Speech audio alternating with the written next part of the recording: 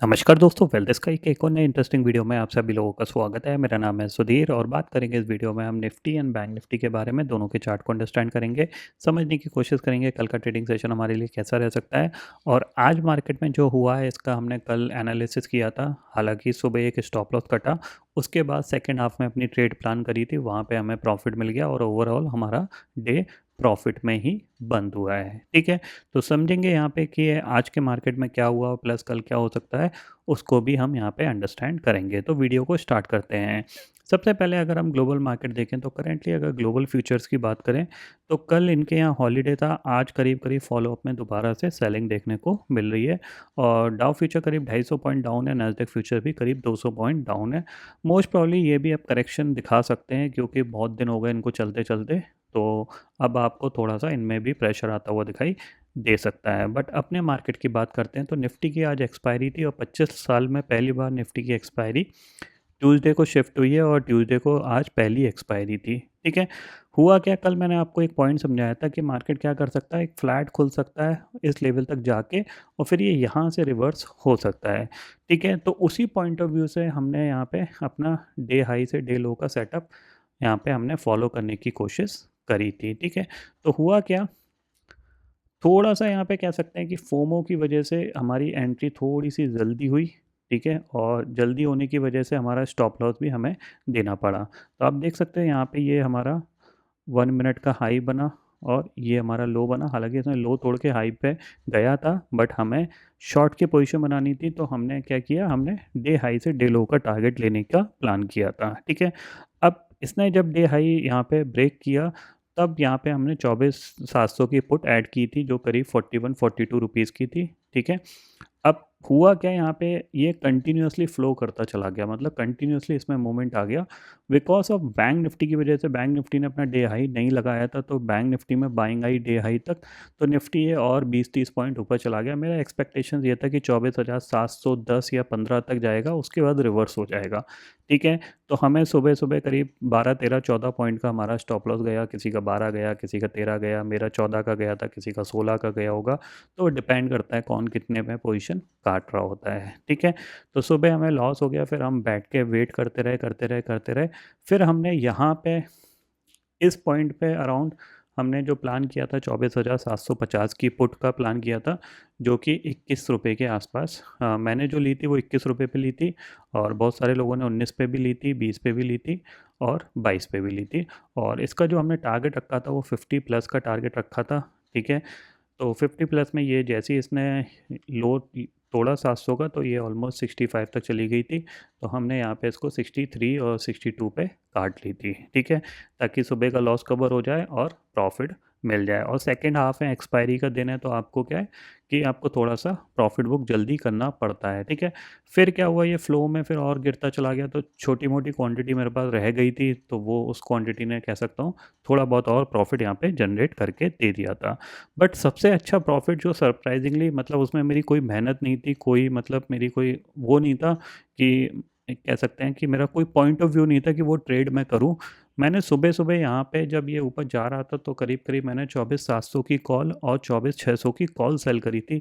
एक मैंने 120 रुपये पे सेल करी थी और दूसरी मैंने 68 रुपीज़ पे सेल करी थी। ठीक है, अब मैंने ये रख रखा था इनमें, मेरे को इसमें तो मेरे को ऑलमोस्ट कह सकता हूँ 40 पॉइंट तक का लॉस हो रहा था। ठीक है, और इसमें मेरे को थोड़ा 6-7 पॉइंट का लॉस दिखा था, उससे ज़्यादा का नहीं दिखा था। तो मेरा एक्सपेक्टेशन ये था कि मैंने कहा अगर नीचे नहीं जाता है तो 24,700 पे ही एक्सपायरी होगी, उस केस में ये जो होगा वो ज़ीरो हो जाएगा और इसमें से भी जो करीब करीब 20 पॉइंट होंगे वो मेरे को मिल जाएंगे। तो ये मैंने रख रखी थी, मतलब मेरा व्यू सुबह ही गिरने का था तो मैंने इसलिए ये सेल करी थी बट ये गिरा नहीं। तो मेरे को अपना स्टॉप लॉस, जो ऑप्शन बाइंग के केस का जो स्टॉप लॉस था वो मेरे को काटना पड़ा। और फिर सेकंड हाफ में जब मैंने ऑप्शन बाइंग करी थी बट तब तक ये मेरे पास पोजीशन थी ये सेलिंग की, क्योंकि ये सेफ पोजीशन है, इसमें कुछ ज़्यादा मतलब मेरे को मार्केट लॉस नहीं दे सकता। अगर 24,800 पे एक्सपायरी होगी तो भी मेरा करीब यहाँ पे 110-120 पॉइंट का ही लॉस था, कुछ ज़्यादा लॉस नहीं था। तो मैंने कहा चलो ठीक है, अगर रिस्क रिवार्ड रेशियो के हिसाब से देखा जाए तो फेवरेबल है, रख सकते हैं, कोई दिक्कत की बात नहीं थी, तो मैंने इसको रखा रहा। ठीक है, जैसे ये नीचे आया मेरा एक्सपेक्टेशन 24,700 का था बट इसने 24,600 पे एक्स के नीचे एक्सपायरी दी, तो ये दोनों ऑप्शन ज़ीरो हो गए। हालांकि मैंने ज़ीरो तक नहीं रखे थे, जो 600 वाली थी वो करीब मैंने ₹28 के आसपास काट दी थी और ये ₹10 पे काट दी थी। तो इनमें मेरे को ठीक-ठाक प्रॉफ़िट मिल गया था क्योंकि क्वांटिटी थोड़ी ज़्यादा थी, क्योंकि मेरे को लग रहा था कि ये नीचे आ जाएगा, तो उस पॉइंट ऑफ व्यू से मैंने इसमें मेरे को अच्छा प्रॉफ़िट मिल गया। बट बाइंग में कह सकते हैं कि हम प्रॉफ़िट में तो थे, लेकिन जो एक्सपेक्टेशन सुबह थी, उस बेसिस पे हम उतना ज़्यादा प्रॉफ़िट नहीं बना पाए, ये चीज़ था। हाँ, लेकिन प्रॉफ़िट में बंद हुए हैं, ये सबसे अच्छी चीज़ है, ठीक है? अब बात कर लेते हैं कल क्या हो सकता है। ये तो मैंने सेलिंग का आपको आइडिया बता दिया था, ठीक है ना? प्रॉफ़िट और लॉस तो भाड़ में जाए, कोई दिक्कत की बात नहीं है। वो मार्केट का पार्ट है, कुछ भी हो सकता है मार्केट। अब हमें समझना है कल क्या हो सकता है। तो देखो सिंपल सी चीज़ क्या है, अभी भी जो देखा जाए तो निफ्टी में मैंने आपको बताया ही है कि 200 डे मूविंग एवरेज अभी भी पेंडिंग है, ठीक है? तो ऊपर जाएगा तो सेलिंग के लिए नीचे की तरफ आएगा, और अब ये नीचे ही होल्ड कर रहा है, तो कभी भी इसमें दोबारा से सेलिंग आ सकती है। और अब की बार जो सेलिंग आएगी उसमें ये स्विंग लो को तोड़ने की कोशिश करेगा, ठीक है?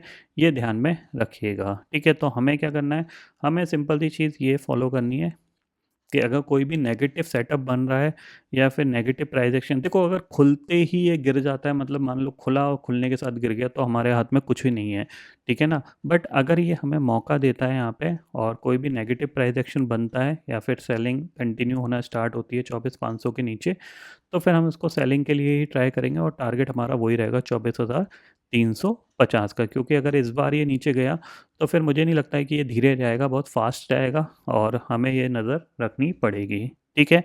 ये ध्यान में रखिएगा। अब यहाँ पे ये मार्केट थोड़ा फास्ट गिरा है, तो हो सकता है यहाँ से थोड़ी बहुत रिकवरी भी हमें देखने को मिल जाए और फिर ये नीचे की तरफ आना क्यों कोशिश करेगा, ठीक है? बट 24,500 के नीचे हमें सेलिंग साइड पे ही रहना है, ये चीज़ ध्यान में रखिएगा। जब तक 24,500 के ऊपर है तब तक आप बाय भी ट्राई कर सकते हो, बट 24,500 के नीचे निकल जाता है तो फिर आपको कोई बाय ट्राई नहीं करना है, आपको सेलिंग का ही व्यू रखना है। और जब तक ये लो हिट नहीं हो जाता तब तक आपको सेलिंग का व्यू रहेगा। जब ये लेवल आ जाएगा तब हम बाइंग की सोचेंगे, ठीक है?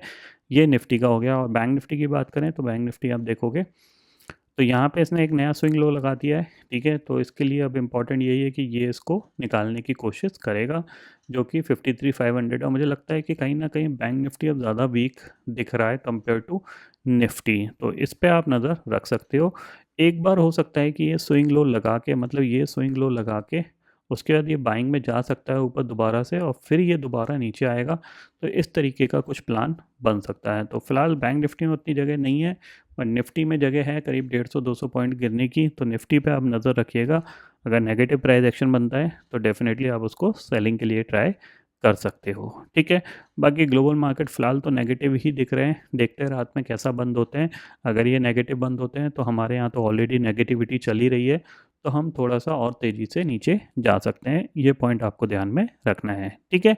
तो ये है आज का व्यू जो आप फॉलो कर सकते हो। और बेसिकली कल कुछ नहीं है, परसों फिर सेंसेक्स की एक्सपायरी होगी, उसमें भी देखना पड़ेगा कुछ नया होता है या फिर साइडवेज रहता है, तो उस पॉइंट ऑफ व्यू से आपको थोड़ा-सा देख के चलना है, ठीक है?